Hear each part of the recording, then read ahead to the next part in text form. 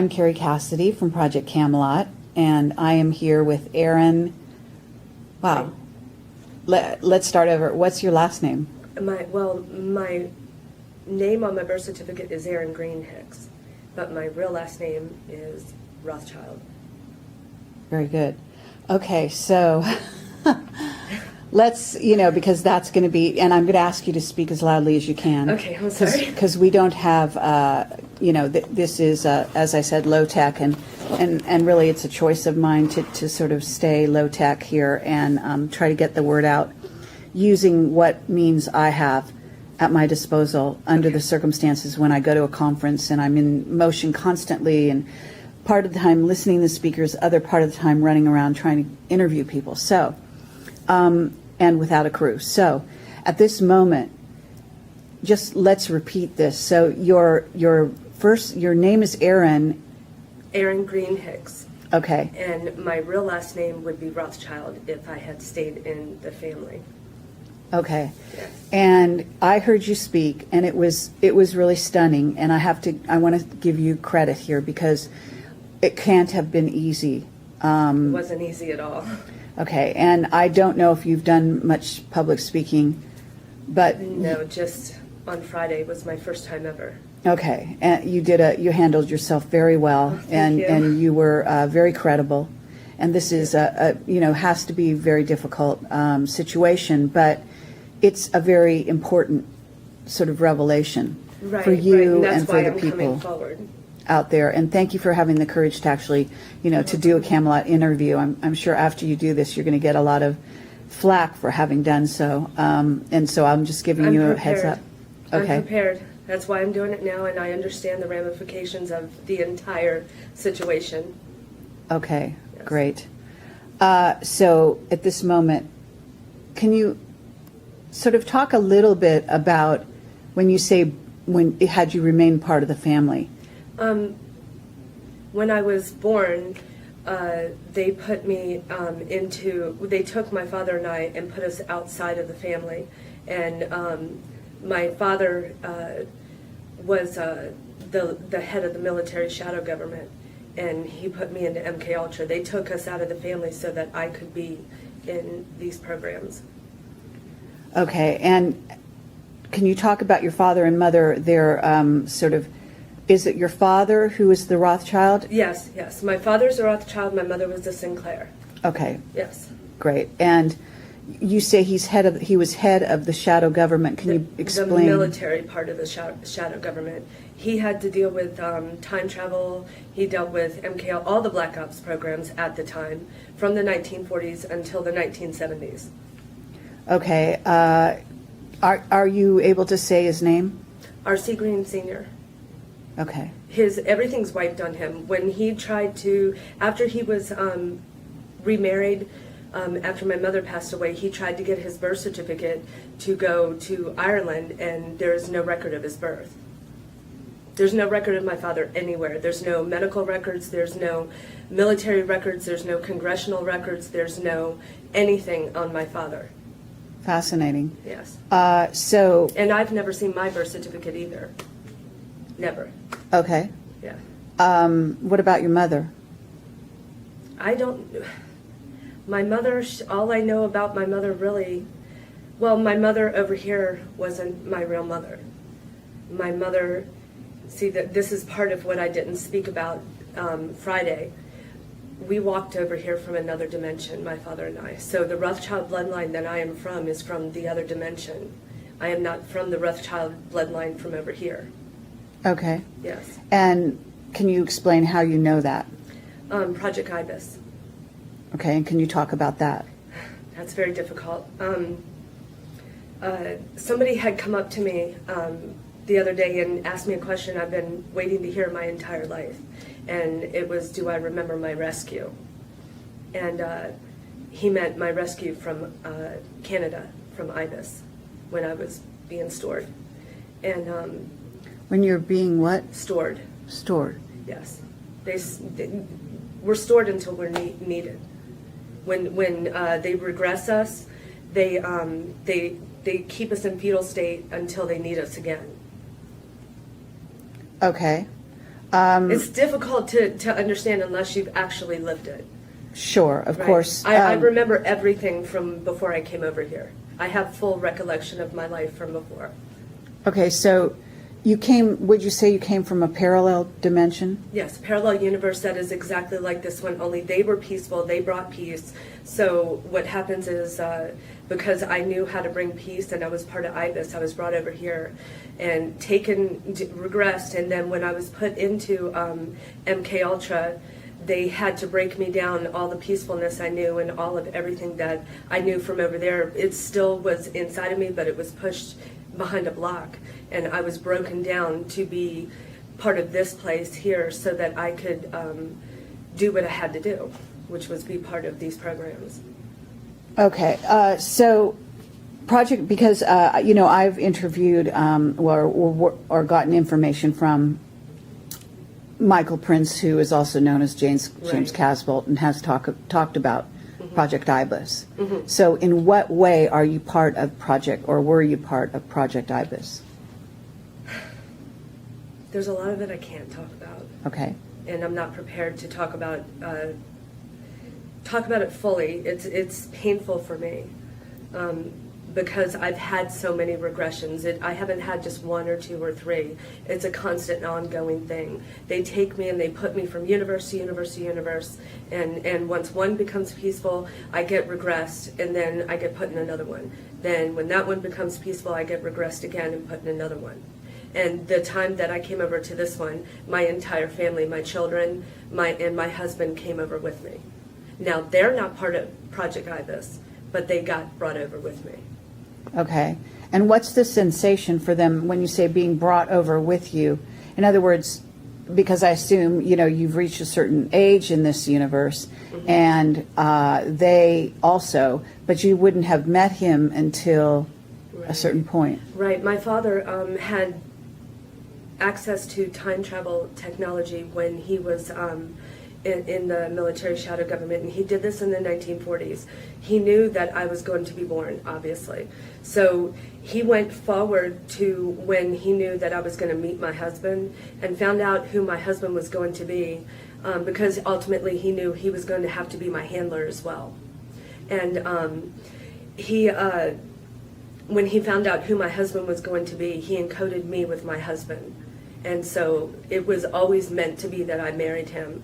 It was encoded in my name Aaron, and then Sean in the middle. My first and middle name. Aaron means peace, and Sean is Gaelic for Johnny, and my husband's name is Johnny. Okay. Yeah. So is your husband aware of any of this? Yes. Was he aware before you told him, or is this something that you revealed to him? I think he kind of knew. He was waiting for me to say it. My husband doesn't like to say too much about this stuff because it's still so new to him. His awakening, it is new. He knows what he's here for. He knows what he's got to do himself. He knows that he was also part of. They would go to him for coordinates during Desert Storm he was on the USS Saratoga, and they would pull him aside and ask him, okay, what's the next coordinate we should hit?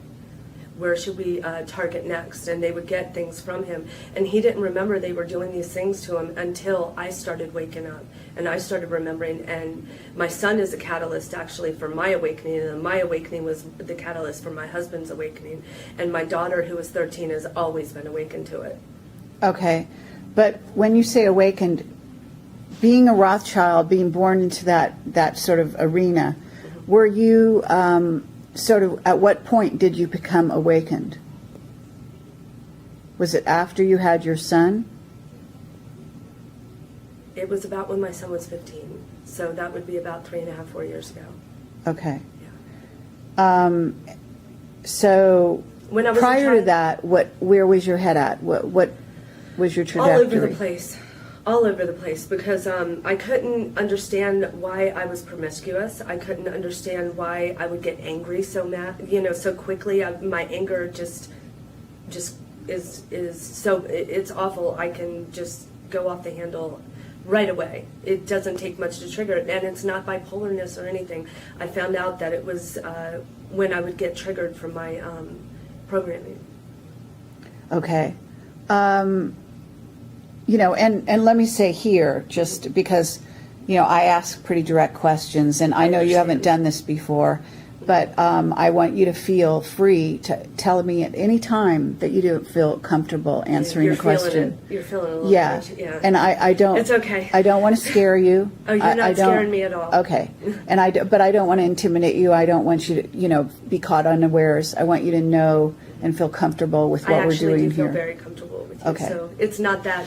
I guess my nervousness is, I know once I walk out the door from this interview, I'm in extreme danger. I'm already followed. I'm chased on the freeways in San Diego. I have a brother who's a Rockefeller, and I will not say his name. I refuse to say his name because he calls hits on me all the time. He had his wife put all of my information, from my name to my phone number to my address and everything, how to get a hold of me, on Twitter. And they were, he had sent me money one time for my children to eat because I was pushed aside to be poor and destitute for all of my programming, and he was left in the family to be rich, and he's at the top. I can't say who's his father, but so he sent me money one time, and it was $300. Actually, his wife sent it, and when it got to me in the States, it was $357. And the significance to that is he has Jesse James's 357 Magnum, and he had it in a picture, and that was a warning for me to shut up.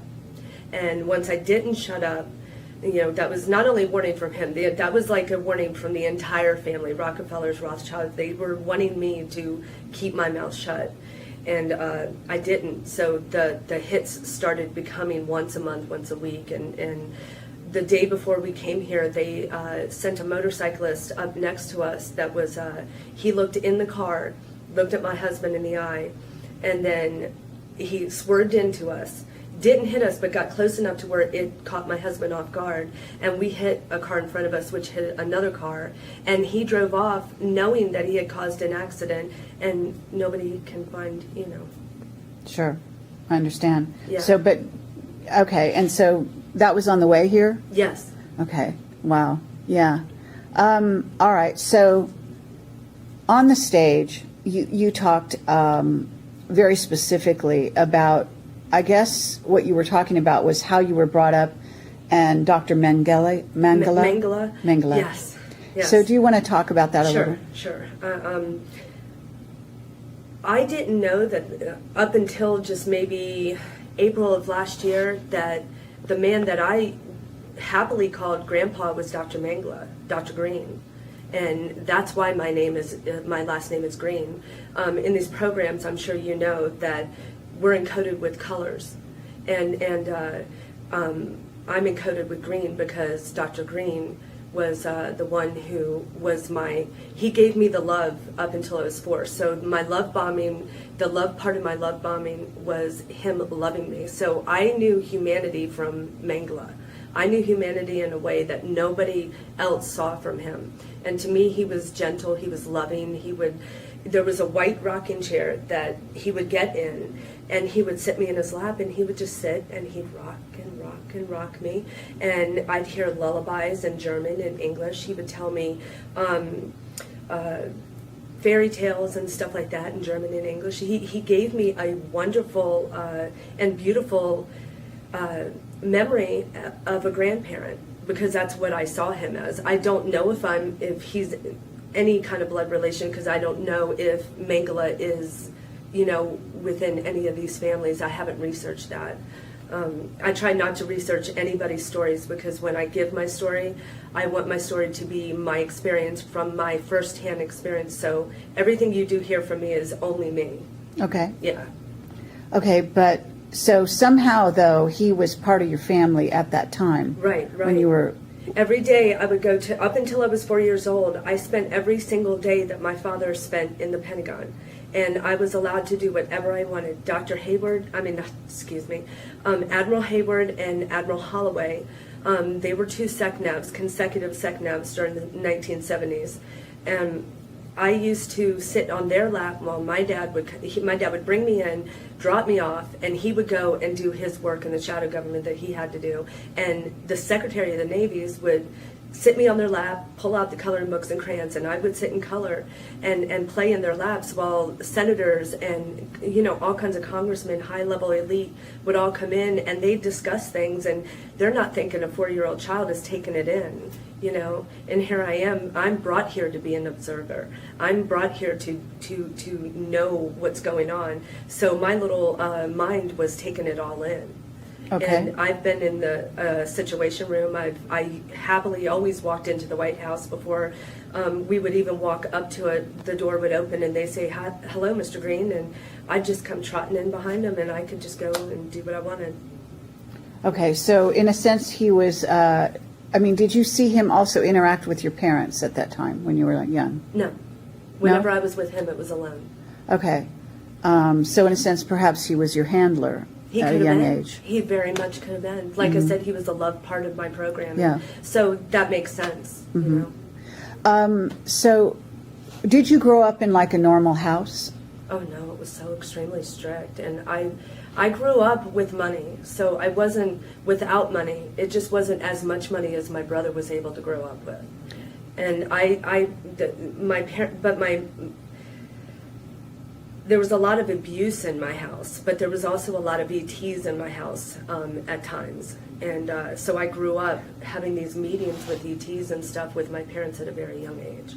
Okay, so but just to kind of paint a picture for people. Okay. Can we describe like the house that you grew up? Where was it? What state? I grew up in Washington, D.C., my first 9 years. And then my second 9 years after, that's when my father retired from the shadow government. And he moved us down to Southern Maryland. And I had a normal house. And the only thing that was that we tried to portray a perfect family on the outside. And when I would go behind closed doors, my father would, I always knew when it was coming because he would come in, he'd strip me from waist down, hold me by 2 feet, and I could hear the belt come off, and he would beat me until his frustration was done. And that was part of my programming, was to be beat like that. My mother, at least once a month, would poison me with something. And I can remember her standing over me, and I'm on the ground, and I'm writhing in pain because this is eating my stomach alive. And she just looks at me and she goes, you know, suck it up, get up, it's time to get up, you know. And she didn't care. She wanted me gone because I was put with her, and I wasn't her child. And When you say you weren't her child, whose child were you? the mother on the other side, Oh, okay. And do you remember the mother on the other side? loving as can be. Beautiful, loving, wonderful woman. Okay, so what time, in other words, when you say, because it sounds like you were going back and forth from side to side then, because if you knew your mother as a loving person, then you had to be I have old full enough to remember. I have full recollection of before I was regressed from where I was before.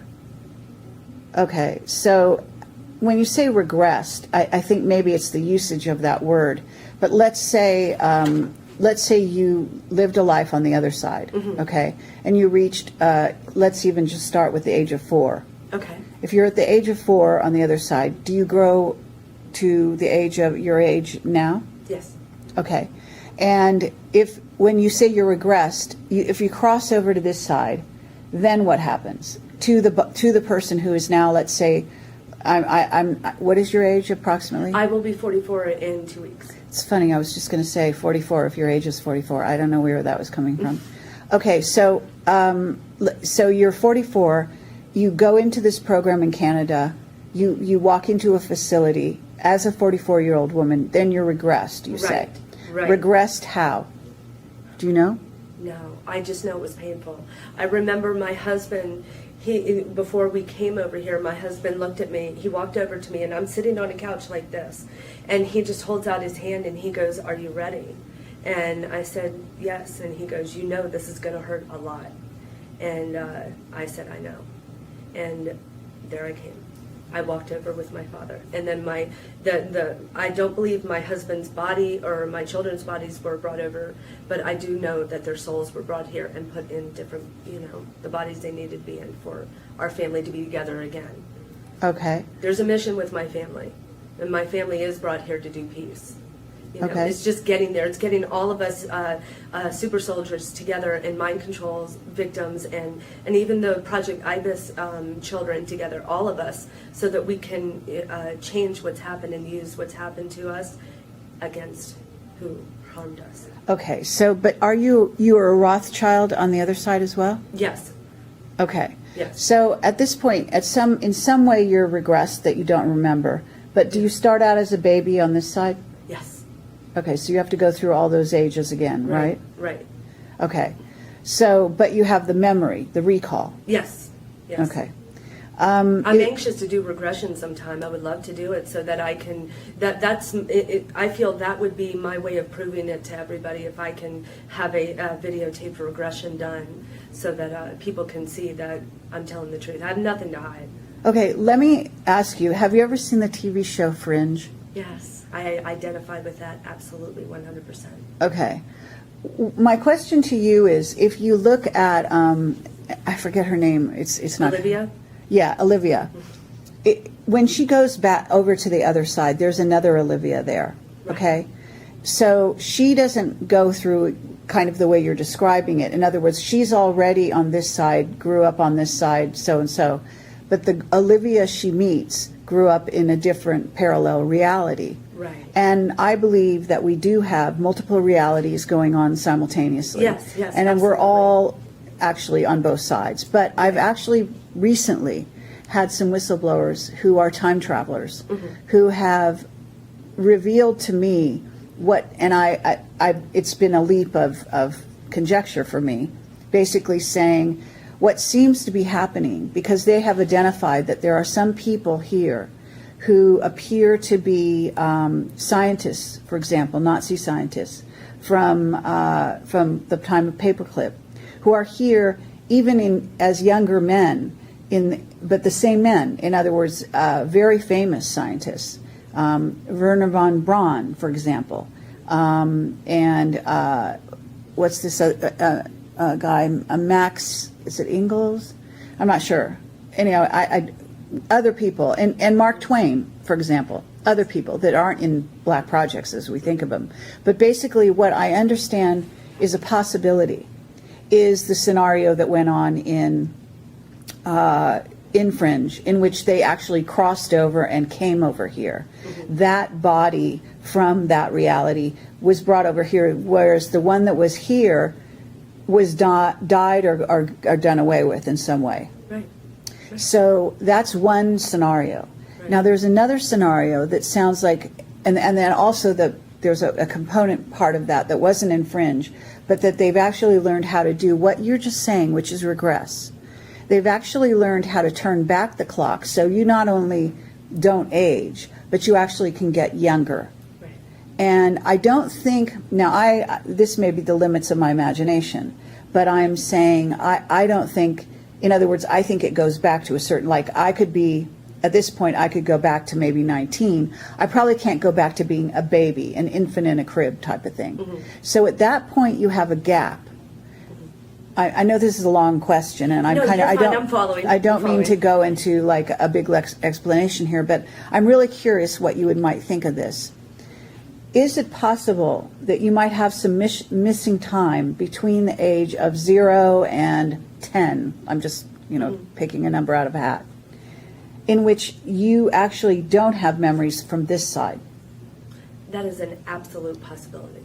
It is. It's an absolute possibility. I don't push anything away these days.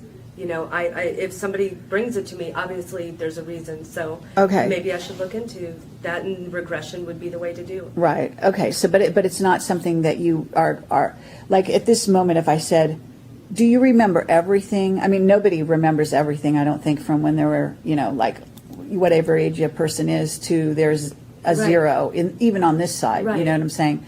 A lot of times there'll be gaps in your memory. Oh, anybody can have that happen. Yeah. Yeah. But have you ever noticed like a profound sense of any gaps? In my 20s. Gaps in your 20s? Yes. Okay. Yes, absolutely. Like whole maybe years or spans of time where you don't recall having been here, kind of like. Yes. Years. Because you don't have pieces to put in there. Yes. Years. Years, okay. All right, it's just interesting. It's just gathering data. We don't, I don't know where it leads. I was just, because I've been putting this puzzle together. It's the little puzzle pieces. Once we get all these puzzle pieces together, we'll find peace. Yeah. We just got to get all these puzzle pieces together. Right, and I think that it's a fascinating story in general with humanity, and when you bring time travel into it, it's a new component that most people haven't really thought of. I don't know if you know, but I've just done a conference on time travel. No, I haven't looked at it yet. Yeah, no problem. But it's quite fascinating, and I have whistleblowers that are talking about time travel, etc. And Do so, you know Mars yet? yes, I know a bit about Mars too. yeah, and that would be great to hear your take on all of that. So, but so that we don't jump too far ahead, I want to stay in kind of this area, and I'm sorry if you're even fine, this dear. seems a little confusing to people listening. I'm conscious that I want to keep a through line. So at this point, you were regressed. You come back. You have these memories, and you're over on this side. Mm-hmm. But you are a Rothschild. You're growing up, and you're being tortured in Maryland, and you're also. I was also tortured in the Kentucky facility underground. That was my main torture point. Okay, but Yeah. but at what ages? Because you started off. You said I men. can You were remember going. a valid memory about 12 years old, 10 to 12 years old maybe. Yeah. Okay. And Well, the years when you were in the Pentagon as a child. After that, if you were just to try and make a through line, at what point do you get into the Kentucky facility? Where does that fit well, in? after I started getting raped at 4, because once I turned 4 years old, that's when my the painful torture started, the bad part of the love bombing, and the minute I turned 4 years old, my father walked me into a room, and a bunch of men that were high up in the Pentagon, I can't say who it was, they all raped me, and then my father took me home. My mother didn't care, didn't wipe me up, didn't clean me up, didn't take me to the doctors, didn't do anything, just sat me in my room, and that was it. Okay, And now, then but did you have a conscious memory of this, or you had to be regressed to find this out? I had a conscious memory of it From what age? about 4 years ago. Really? Yeah. So it just came through at some point. My son is the one that started breaking down first, and that's what started my memories just. What do you mean your son started My breaking son's a down? super soldier. Okay, how old is your son? He is 18 now. Okay, and when you say he started to break down, what do you mean by that? At the age of 12, I didn't know he started smoking marijuana, and marijuana is a deprogrammer. And by the age of 15, he broke down in front of me and my husband and said, "I don't know what's going on with me, Mom, but they keep telling me from the age of 2 on that my name is Jesus Christ." And through research and finding out, I found out it's called Chosen One Messiah Training. Yeah, and I'll show you pictures. On his back, all the way down his back, they took a whip to him, and they take these whips to these children to simulate what happened to Jesus, and they break him down, but they tell him, "You're Jesus Christ, you're Jesus Christ, you've got to get whipped," And I mean, I don't know exactly what he went through because I didn't have that particular training. Right. But it broke him down something awful. I mean, it took years for me to get him to understand he's not Jesus Christ, and this was a particular programming done to him, and there's a few people in the world like him, so he's not the only one. Well, I can actually tell you because you probably don't know that much about Camelot, but in my work, I have people write to me all the time this kind of stuff. Mm-hmm. So there are many people out there being programmed, what I call them Manchurian candidates, basically. Yeah. There was a Collins that I used to talk to quite a bit, and she told me she was afraid for my son because she thought, because there for a while he had such rage because of his anger over what happened to him. You, and I won't say this on camera, his name I should say, but you interviewed the man that was my son's handler, his abductor, and his torturer. Interesting. From age 2 on, I'll tell you after the camera's off. Okay, yeah, I actually have a clue, but I'm not going to say anything here. Okay, just to go back to you, so you were in a Kentucky facility where? I have, now that I think about it, From like age 4 to age 10, I don't really have much recollection of anything. Okay. All right, that's fine. And then at 10, I mean, what I'm trying to get at here is you brought up the Kentucky facility, so I'm willing to go there. But can you say what age you were at when 10, you were 12 years old. 10 That's to when 12. they the memories Okay. pick back up. Okay, so you're at the Kentucky facility. Are you living somewhere at the same time? Maryland. So you're In going DC, back and Maryland. forth. Yeah, yeah. All right. Now you said you had ETs, that you were in meetings with ETs with your parents. When was that happening? Oh goodness. You know, if I could give an age, I would, but I don't remember the exact age. No, but it doesn't have to be exact. Like Okay. a span in your it teens, had- later. Oh no, I was still earlier? little. This might have been when I was somewhere between 3, 4 years old, maybe even 5. I'm not sure. Maybe it's so confusing. Sure. I'm still trying to sort through all the files to figure this out myself. Right, but would you say, because I have questions, in other words, I'm not so concerned other than because it's helpful when a person's listening to the story to get a kind of chronology. Right, absolutely. But the chronology is not as important as the information which surrounds the incidents. So what I'm getting at here is I that was bitsy. I was still bitsy. you were small. Yeah. Okay, and when you saw the ETs, what did they look like? There was many different races. There was a human one. There was a couple grays in there, tall, short.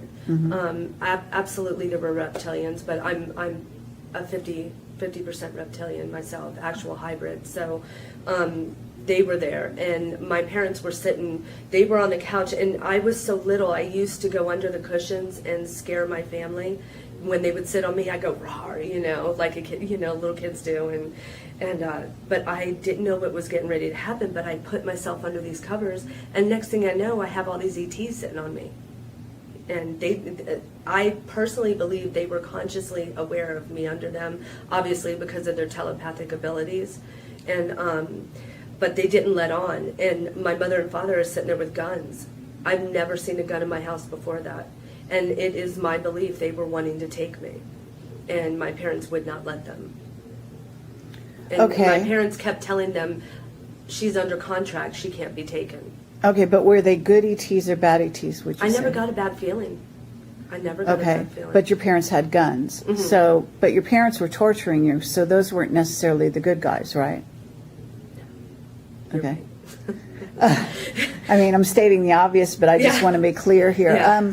So So I could have been, I think that ultimately maybe they were trying to take me away from all the pain, because never once have I ever been hurt by any extraterrestrial, no alien being. It has always, always, always been an earth human that has tortured me. Okay. Well, I have a lot of different places we can go, but before I go there, when did this memory come back to you? I've always had that memory. That never That went never away? went away from me. Okay. This is So you- something I told my husband back in 1987 when I met him. Okay. Yeah. So you were cognizant of ETs and that whole side of life, so to speak. Yeah. All right, so let me ask you this. As, as a member of an Illuminati family, you grow up, they're doing these things to you, but the things aren't just done because they're bad people per se. Right. They actually have a purpose in mind. It's a twisted purpose, but it actually has an objective. I know. Are and you I know aware what of you- this? Yeah, I'm extremely aware of it, and that's why I've forgiven them. Okay. I'm okay. I know what happened ultimately had to bring me to a good part, but I had to be broken down in a way that was very binding to this 3D world. I had to be bound to this world, but I had to be bound to it through the pain that Gaia was feeling also, Okay. Did they ever sit you down and communicate it to you in, XYZ? Did they talk about it? No. So where did you learn? Soul cell memory. Through meditation? Yes. Okay. And when did you start to meditate? About a year and a half ago. That's all. Yeah. Okay, but you're... I took a year time away from even being consciously a mother and a wife. I took myself and I sat in my bedroom, and I would lock my door at times, and I would sit there with the TV off. I would have no computer with me, and I would just meditate on my own DNA. And my DNA, I knew that my DNA would tell me everything, and it has. Okay. Yeah.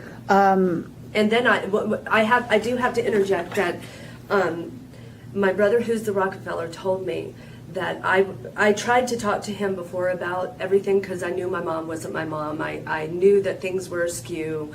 I knew that all these ETs were coming into my home, and everything I've told you. And I was trying to put my own puzzle pieces together, and I'm like, what's going on here? And he said, there's absolutely no way I'm telling you. He said, but in 3 years, you're going to come back to me. And in 3 years, you're going to ask me the question, am I right about everything about myself? And he said, at that moment is the moment I'm going to tell you that you're absolutely correct. And in 3 years, I went back to him, and I didn't remember the conversation with him about this until after I had asked him, am I right about everything? And he said, the one-word answer was yes. Okay. And then I remembered asking him, talking to him about it. Okay, now why do you call a Rockefeller a brother? We have the same ET DNA. Okay, so you believe you're related on the ET side. What about the is there a marriage between the Rockefellers and the Rothschilds? They're all interbred. Yeah. I mean, I guess that's a dumb question in a sense, but what I meant is, were you aware of a specific, no, bloodline relation? No, my brother was made in Area 51. You probably know who my brother is, but please don't say it on camera. He is vicious. Okay. And people call him a fraud, and he's not a fraud. I have witnessed what he can do. Okay. Well, that's an interesting trajectory. Let me ask you, if you say your brother was made in Area 51, you mean he was a test tube baby kind of thing? Yes.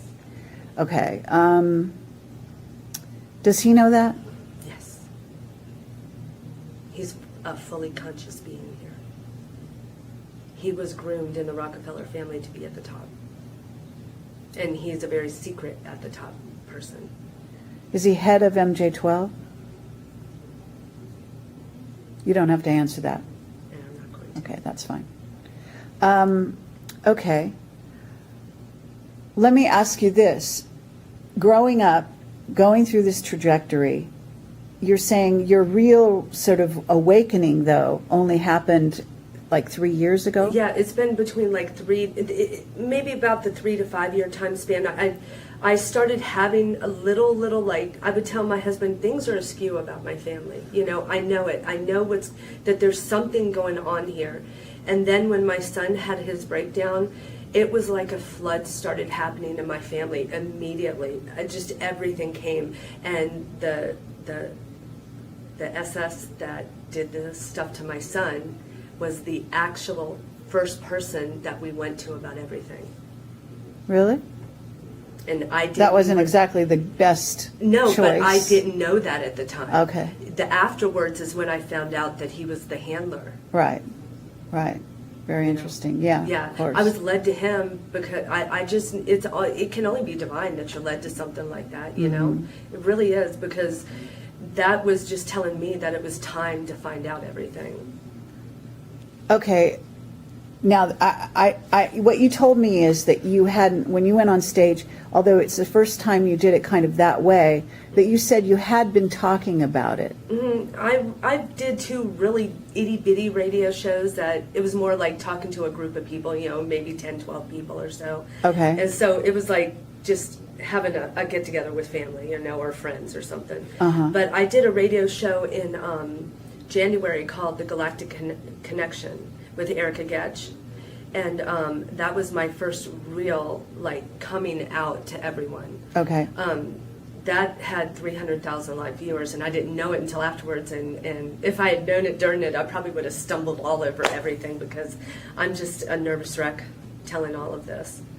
Okay, well, we no had- one would know that. I mean, you have a wonderful sense of poise, Oh, thank but you. I'm afraid it came from a very dark circumstance. It did. So, as much as I can say that it, you have maintained a great sense of poise within Thank you. all of it. But I did a lot of work to get here. A lot of work on myself in that year to be able to be I calm see. enough. okay, and so did you plan to come forward? A part of me always wanted to say something once I started learning it, but the more I got harassed and the more directed energy on me and the more my brother pulled the hits on me and stuff, I stepped back just ever so slightly once in a while. And when January came, I don't know, it just was like, I knew it was time. It was just time.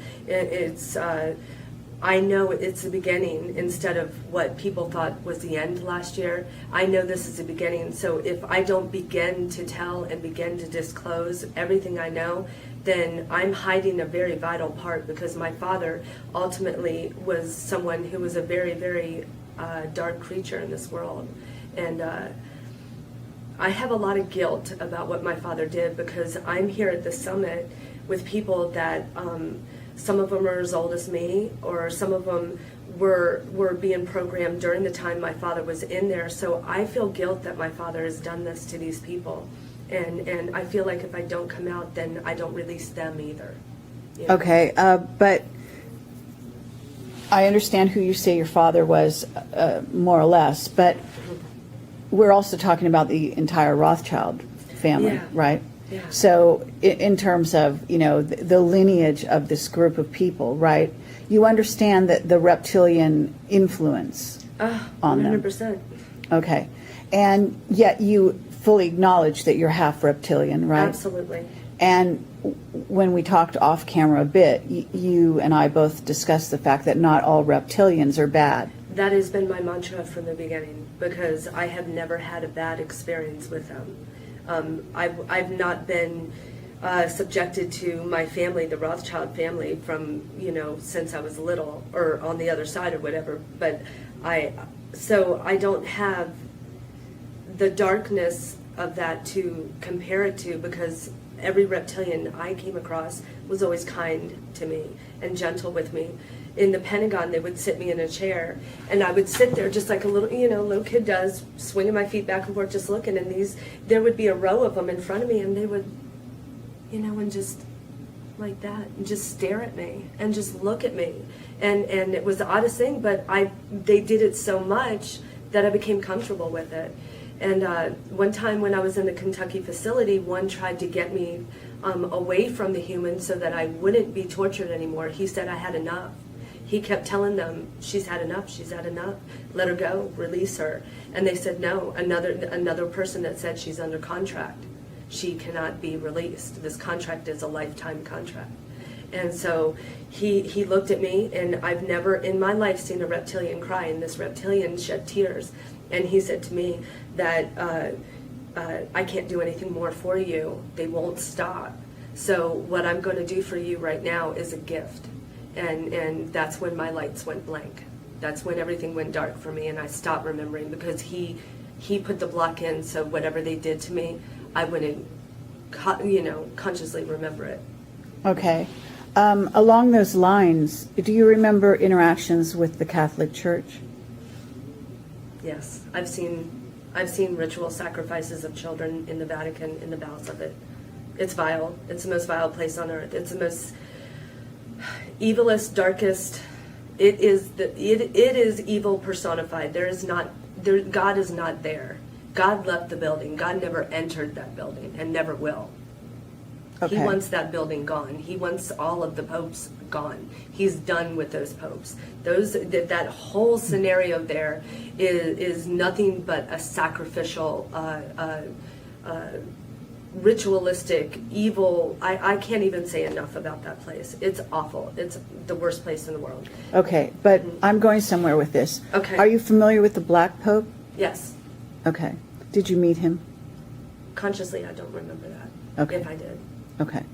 I'm sure. I mean, with everything that I've been through, I'm sure I have on Yeah. more than one occasion. I think it's logical to assume that, but I'm not going to, put words in your mouth over Right, here. right. So with that in mind, though, we're talking about reptilians, and because there's so much misunderstanding about reptilians out there, I just want to make sure that it's clear. So you believe that at least the reptilians you dealt with and the half of reptilian that you are, you believe that's a positive, in other words, we say service to others being. Absolutely. Okay. But you would acknowledge that the reptilians that you saw sacrifice humans, etc., are not service to self, would you not? They are service to self. I mean, service to others. Yeah. They're service to self beings. Correct. Right? Okay. So with that in mind, And it's just a small minority of them. It's like on Earth, you have the humans that, most humans are really good humans, they just want peace and they just want to live. They want to do what God put them here to do, and that's just advance their souls. But then you've got that little faction of people that just fight against everything. And it's not the good fight, not the fight that I'm in. It's the fight to continue to hold us in this third dimensional density that we're in. And yeah, it's just a small minority. You have a lot more good ETs than you have bad. okay. And as far as what's going on, though, here on Earth, you do see the controllers moving in to take control of society. Yes. And sort of tightening the reins on society. You see the Absolutely. movement of the New World Order. Absolutely, And the Fourth Reich. yes. Yes. And the head of that would be the reptilians, Yes. right? The Obama serves service them well. to self. Okay. And are you also aware of what is called the Anunnaki? Yes, Okay. absolutely. And is it your understanding that the Anunnaki and the reptilians are not the same beings? Or do you think that they're the same? Anunnaki is it encompasses many races. Okay, right. But if I was to say Anunnaki in the sense that Sitchin talked about, in other words, Enki, Enlil, and Anu, if I was to say those three names, and I was to say that as Anunnaki, those are, at least how they're depicted on the Egyptian temples, is as humanoid, looking. In other words, they weren't can be 9 feet tall. They weren't human. Okay, and so do you believe that they were reptilian? Yes, Okay. absolutely. What about the notion that they might be half and half? It's a possibility. Okay, have you heard of Syrian reptilians? No. Syrian Anunnaki? You haven't heard of that? No. Okay. Because my understanding is that there is more than one race of that particular group from Nibiru, and that some of them Well, that appear to would be make sense. Syrian. Total sense. You got Earth that has many different races. Yes. So why not Nibiru? Exactly.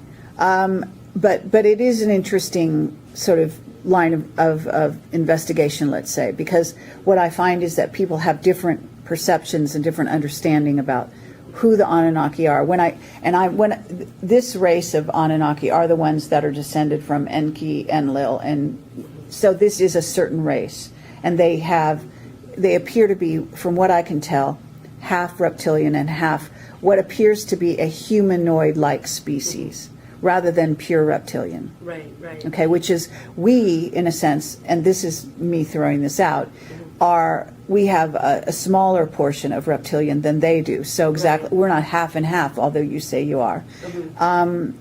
We're more, some of the humans here are a portion reptilian, but then more other races. In fact, my investigations. We're what I call a hodgepodge. Yes. The Earth Well, is I would say there's a base 12 various species of ETs that went into what makes humans, Well, what we call absolutely. this That's why you got human. Majestic 12.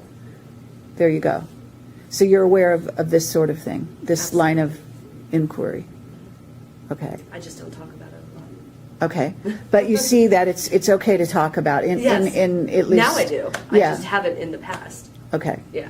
Yeah, I mean, I am very interested in people starting to understand our ET heritage, so to speak. Absolutely, I am too. That's the main thing for me. I have taught all of my children so that they're absolutely aware of where they're from, who they are, and the fact that don't think it's a curse to be a half reptilian. They look at it as a gift now.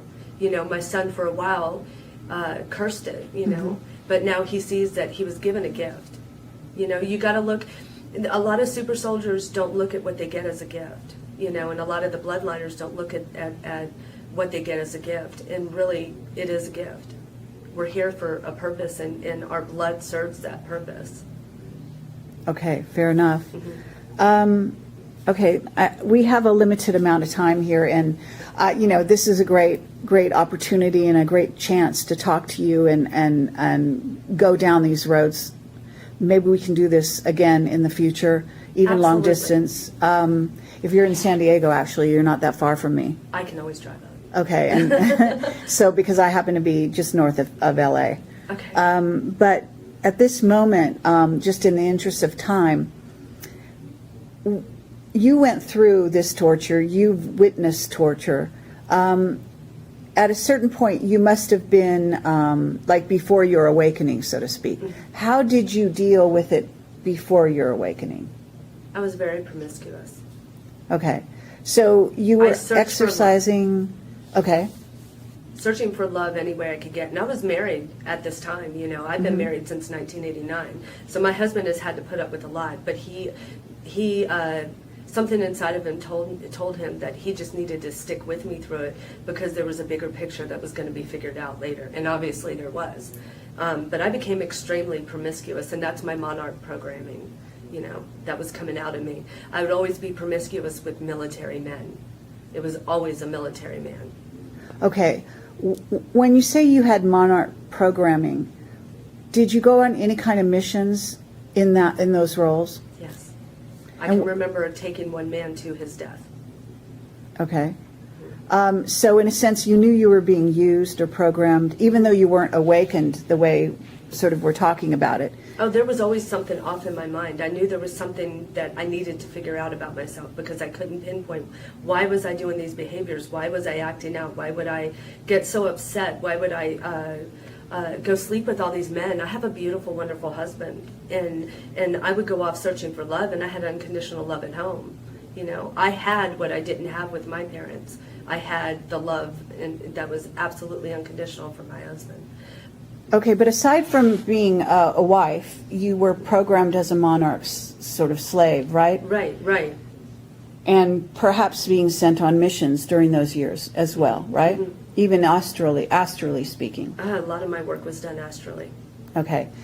At the same time, you were aware that you were a Rothschild. Is that correct? I wasn't aware that I was a Rothschild until about 4 years ago. Oh, really? Yeah. What did you think you were? I didn't know what I was. So you knew you grew up in Washington, D.C. Mm-hmm. You knew that you were in the Pentagon as a child? Oh, that was an aware memory that I've always had.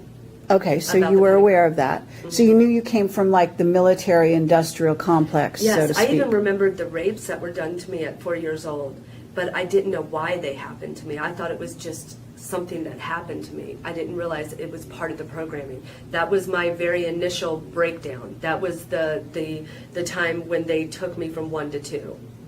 You understand what I mean? From right. 1 personality to 2. And then they were able to start working on me. They took me away from the man that loved me so much, and that was Mangala. And that broke me in and of itself. And that breaking plus the rapes did it. I split then. Okay. Right now I'm talking to Aaron. Right, absolutely. Is there multiple? I like to think I've integrated, but who knows, you know. Okay. Does that make sense? Well, yeah. They tried to wipe my, before I came to this summit, they did try to wipe my mind. And they put, I was almost completely wiped. And my children, my husband had to help me through it. I had to read letters and messages, texts, look at my Facebook. I had to start relearning myself again. So I've had to learn my memories twice. But they put an alter in me that was named Sarah Sinclair. And that's why I go by Sarah Sinclair on my Facebook, because I was identifying with that when they were wiping my mind. And right before I came here, they me-lapped me every night for like 2 weeks straight. They were trying to tell me my husband doesn't love me anymore, your family doesn't love you, you know, nobody loves you anymore, and breaking me down so that I didn't come here. Okay. Well, I'm glad you made it. I am too. It's the most amazing time in my life, because I finally found what I considered my family. Okay. You know, there's an interesting thing going on with you that I want to throw out there. I'm an intuitive, and I see things sometimes, and I just want to throw this out and see where you go with it. Okay.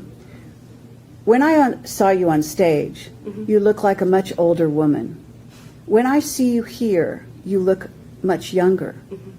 In other words, you seem to kind of be morphing, and you seem to actually, in a sense, you seem to be more in your 20s, where you are kind of like in your mental environment. Like, as you're talking to me, you seem like a person in their 20s who's just discovering themselves. That's how you seem. I've had people tell me that before, actually. Really? Yeah, you're not the first. Okay. Yeah, it's just an interesting dynamic. So can you kind of feel that? I feel it when I start talking. I can feel my vibration just spin so fast. But I mean, are you having a sense of time traveling? Might be too strong of a term, but in this sense, when I'm talking to you right now, it's almost as if the years between, you say you're 44, and that came into my head, so I assume that's correct. Between 44 and say 20, do you feel that there was something that went in during that time span, that somehow, in order to leap back to have this conversation we're having in a sense, you almost have to go back to being 20 again? Yes, makes absolute sense. It does? Makes Okay, it absolute just seems sense. like a weird dynamic happening You just here. put a puzzle piece in for me. Thank you, Carrie. Okay, yeah, I'm trying to put it together myself as I'm looking at you, okay? Because it's just it's quite jarring. I don't know what'll show up on the film. I just know what I'm seeing, you know, so it's very interesting, you know. Okay. Just in terms of the big picture, and I don't even know, how do you feel about the big picture here on Earth? Do you think you know the scenario well, I know or do you what's think gonna you're learning it? happen. I'm not allowed to tell. I'm not asking you anything about it. I'm asking you, do you think, like if I just say, do you think you know the scenario as it's being rolled out here on Earth? Do you think yes, you know? it's deja vu. It's complete Okay. deja vu to me. Every time it happens to me, it's deja vu. I know what's going to come. I know what's going to happen. You do? I can't say, because what I know is going to happen, humanity is not ready to hear about. So it's going to take time. When I think humanity is ready to hear it, I'll speak it. Okay. But that also gets me killed too. Yes. Yeah, absolutely. You know, so that's why I appreciate that. I just was curious whether you, and this information, does it come from the ETs, do you think, or did it come from your family? Because obviously the Rothschilds have an agenda, the Rockefellers. They are part of this future of humanity. They have an agenda they want to see happen. They're working very hard to have that happen. It may not happen, okay, the way they want it to happen. Right, Okay. right. And that's key. But are you aware, for example, of something called Project Looking Glass? I've heard of it, but I've never looked into it, so Okay. I don't really know it. That's okay. Yeah. What about the Yellow Book? Yellow book? No. I don't. Yellow Cube? No. Nothing about that? No. See, Okay. like I said, I don't look into things because I try to stay true. That's all fine. You know, in some Now, instances. Project Paperclip directly affected me because it was the Nazis brought over here. Right. Yeah. And why do you say that? Because they brought Mengele to me. Okay. Yeah. They brought that. The Nazi influence is heavy in my family from my father and mother. All right. And do you feel, did you meet a lot of the paperclip scientists? A few. Okay. Yeah. When I talked I've about. never admitted that before. Only Mengele have I admitted to before. Okay. That's fine. Yeah. When a little earlier, I talked about a time traveler who had been talking about these scientists who have been scene have been working, and they're actually, what they do, this is what I was told. What they do is they actually are here. They've been regressed to much younger ages. They're in their like late 20s, sometimes their 30s. They're working very heavily on projects, but they actually have jobs that make them look like they're surface, what I would call surface people. They may have some low-level job in a clothing store or a Well, that's what they did office with my supply father. store. My father's cover job was a congressional aide. So Okay. he was only supposed to be known as a congressional aide. That's it. Right. And he headed everything. Yeah. You know? So- irony at its finest right there. Yeah, and so there seems to be some, like, even that's a time travel technique. In other words, to have the one sort of, and maybe, and this is another part of the story which I was trying to piece together, which was maybe they have clones that are being used to go to work that day and appear to be like a normal human while they go into the underground base and take care of certain business. You're very intuitive. Okay. Yeah, well, no, Yes, you're this right. time That's what I'm traveler saying, is you're right. person came to me, revealed these elements, and, you know, there was no other way to explain what he was talking about, but then to say that, in other words, to jump to that place. They have several containers. Yeah, It's just not one or two. There's several. See, the government knows how to take your soul and just put it in this one, or put it in this one, Right. put it in this one. You know, people don't understand that it's a very easy process, actually. You know, we could do it ourselves. We can pull our own souls out and put it in another container. Takes Well- a lot for a human to do it, though. You know, for like you or me or someone else to do it without tech, I should say. It takes tech to do it. For us to do it ourselves, it would take a high vibration from us to get our souls to pop out to do it in a conscious manner. okay, yeah, and that gets into all kinds of ethics, but you're also, there is also a darker side to that would be called possession. Absolutely. Okay. In terms of, let's just say, in terms of the occult, were you taught this information when you were growing up? I was always taken to church. My parents made a point of always going to church because that was the cover. Now, if any, I don't remember any satanic anything else. You don't remember being taught the occult? No. But Okay. I feel it heavily in my life. Aleister Crowley is very heavily ingrained in me. And he tries to charm me all the time. He sends me hearts when he needs more, people on his side. He wants me to be over there because he knows my vibration level, and he's trying to get me back. You know, he's trying to get me back with him. Okay, and so you're talking about him as if he's still alive. He is. He's a time traveler too.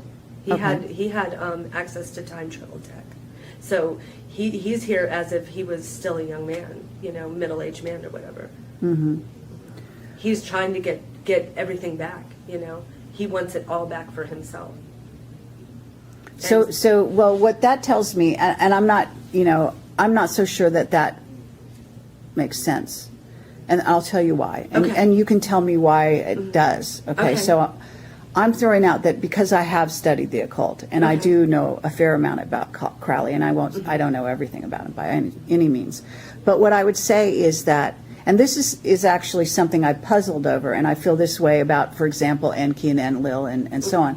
In other words, there must be a way that these individuals progress. They can't have all this knowledge and not progress. So it seems strange to me when you say he wants it all for himself. It doesn't seem logical, based on what I know about Crowley, that would be true of him now. Well, he's still under contract to bring darkness. Until we become peaceful, his contract can't end. So he's And that's got- how you, okay, who told you that? I can't say. Okay, that's fair. Yeah, there's a lot. That kind of thing I could walk out the door right now and I'm done. I hear you. Yeah. Um, For us, those of us that are part of Project Ibis, we're encoded with Crowley. Crowley's encoded in our DNA. okay. So can you read the tarot? The tarot? Mhm. Yes, I do that quite a bit. Yeah. Do you use the Crowley Tarot? I don't know what the Crowley tarot is, so I You wouldn't don't? Well, do you know which deck you're using? know. Oh my goodness. I feel so stupid right now because I don't remember the name of it. I have two separate decks at home. I have an angel deck, and then I have a deck that's copied off of the first tarots, you know, the original tarots that were made. Okay, so you must have the old style deck, which I don't know the name of that. All right, It fair has enough. a tower where you see the Pope coming out and the Queen coming out. You know what I'm saying? That card. Yeah, I forget what it's called, but I understand it's the old style deck. Yeah, yeah. Okay, but there is a Crowley Tarot. Did you know that? No, I didn't. Okay, Interesting. yeah. And it might be interesting for you in this awakened state to look at those cards. Yeah, that's what I was Because just thinking. I his should go. partner, sort of wife partner, and I forget her name, I think it might have been Frida or something like that. Or maybe I have her name wrong. Anyway, at any rate, she painted them. Oh. And they're quite beautiful. Yeah. They're more beautiful Well, than you the know- original deck. Crowley made Thelema. Thelema is a beautiful religion. It's beautiful. It's very spiritual. So people have to understand he's not all darkness.